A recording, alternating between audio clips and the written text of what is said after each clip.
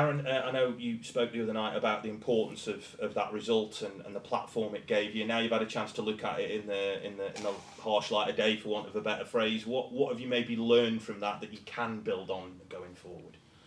Yeah, no, I thought it was, in terms of where we've been at and what we've been trying to do with the team, I thought it was a solid performance.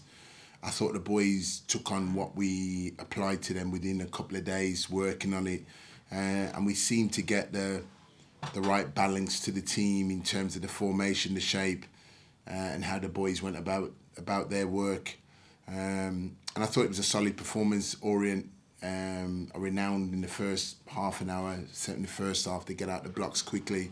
So for us to go there and nullify them, but have a strike or a punch of our own, I thought that was good, and I thought the players adopted that really, really well and went about their work on the night, really together as a group, and came away with a positive result. And when I say a positive result, yes, we wanted the 3 points, but it was a clean sheet, and a defensively strong display, and a display that when we was with the ball, yes, we could have been better, but we did fashion some good chances to go and win the game. We didn't mention much about the clean sheet actually the other night, but it is important.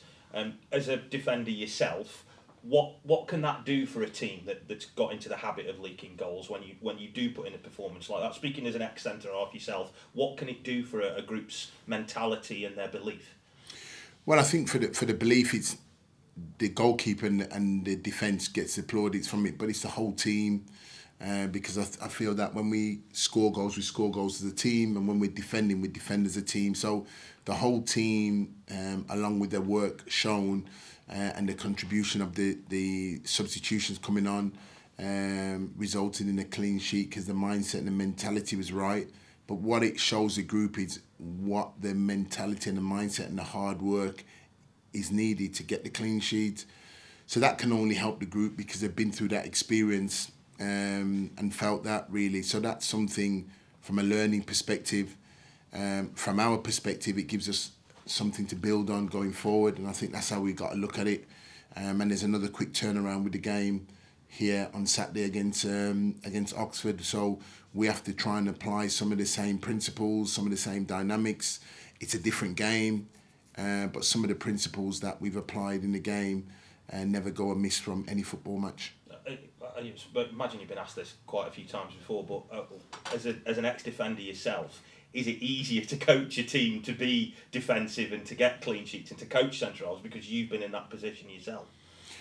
Yeah, I don't. It's not as easy because what we always try and do, managers, coaches, is try and get both parts of the game right, and getting both parts of the game right on any one singular basis, especially when you've come in, it's very difficult to achieve.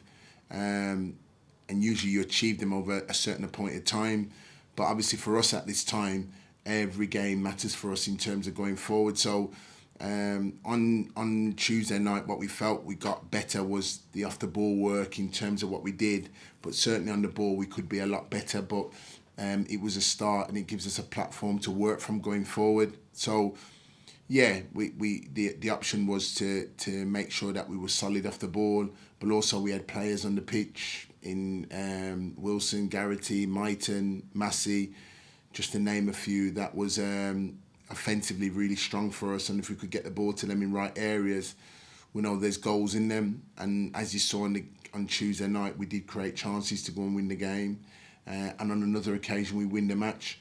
I'm never ever disappointed when we're getting chances, because the hard bit is getting the chances, and we are getting the chances. It's just getting the final contact on it, and I just got a real belief in the players that if we keep getting in those right places, we've got the players that will score the goals. So we have to maintain our mindset in trying to get in those opposition offensive areas that we can get our strikes and shots off and get goals. That's the next nut to crack, I suppose. It is the goal scoring, isn't it? You know, James Wilson has a couple the other night, and you've got options with Bailey and Ryan Loft as well. When you're playing the way that you are, how do you kind of make that next step, and you know you transcend the defensive side of it to the goal scoring? Is it just about creating the chances and one will go in, or do you work with your strikers differently to try and give them more of a cutting edge? Yeah, and I think you got all those combinations really, but it is, you can consistently work in training, which is what we do anyway, and they are getting into those areas because of the work we've done on the training ground. What we are just doing is just, when they do get into those areas, is just that little bit of composure, that calmness that's needed. But we feel, looking at the positions that we get in players into, we feel that with the talent and the technique and the ability they've got, they will get the right contact, because it's just getting the right contact on the ball. Is there going to be a chance that falls a replica to what's been falling in games? Probably not. And Saturday's probably going to be a different, probably chance that will come our way, and we've just got to be ready that if they do come that way, that we're ready to take them, and we getting the players in the right areas. And I like what I see in terms of the temperament to get in the right areas from the players. It's now having changed that mindset from, once they get into that area, that the ball, the cross, the chance is going to come, and it's about getting the right contact on it.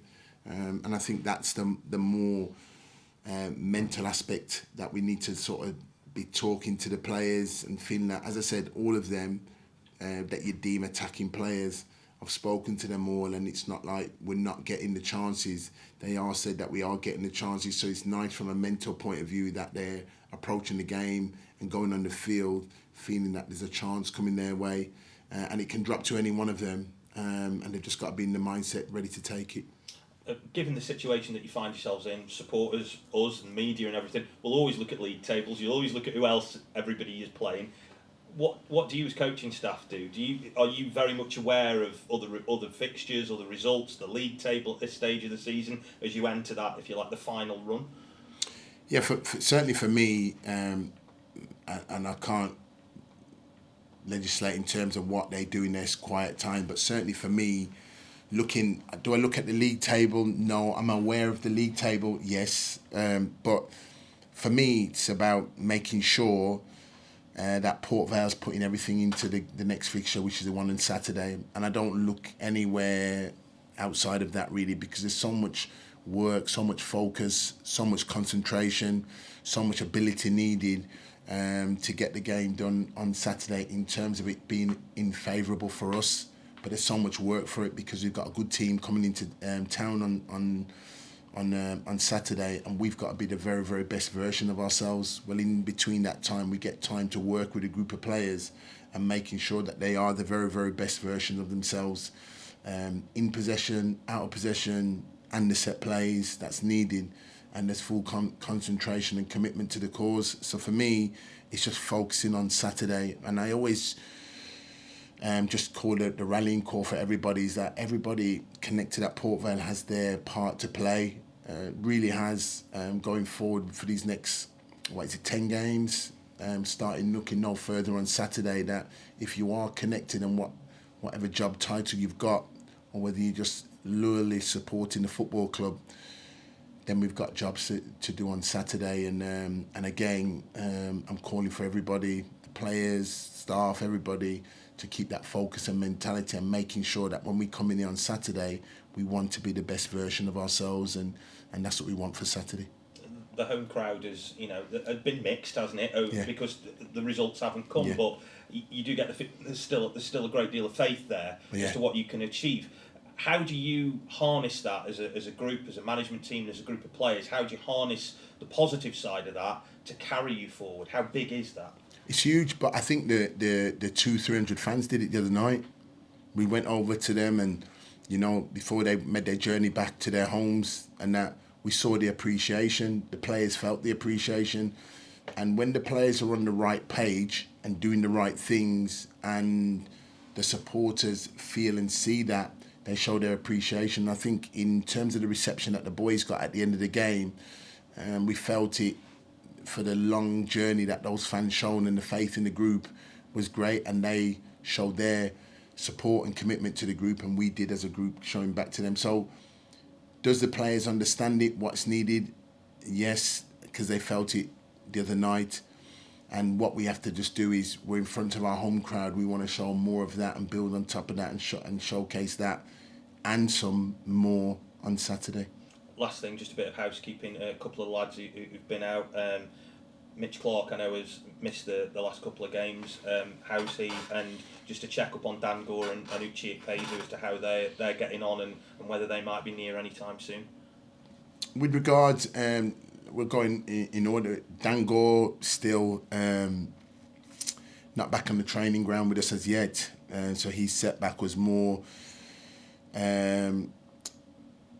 damaging than we thought it was. But he's working his way back, and we still hope that he's very hopeful that he's going to play some football for us this season. Uchi's back in light training, back on the grass, doing some ball work. It's great to see the big man back. It's great to have him seen visually from a distance. So we expect him to hopefully be back in with the group really, really soon, which is great news. And then the other one would have been Mitch. And Mitch is back training as well. So Mitch Clark's back training, and we really hope that over these next few days he doesn't have any reaction to his injury. But it's great to have him back. So hopefully what we look at with Mitch is that he's training and there's no adverse reactions really. So hopefully he's back to the group. So some great news, some good news with the big fella and Mitch sort of back in training. And we think the group come off the other night unscathed, so we hope that over the next couple of days that training will go smooth and to pattern, and we'll get the group back ready to go again on Saturday.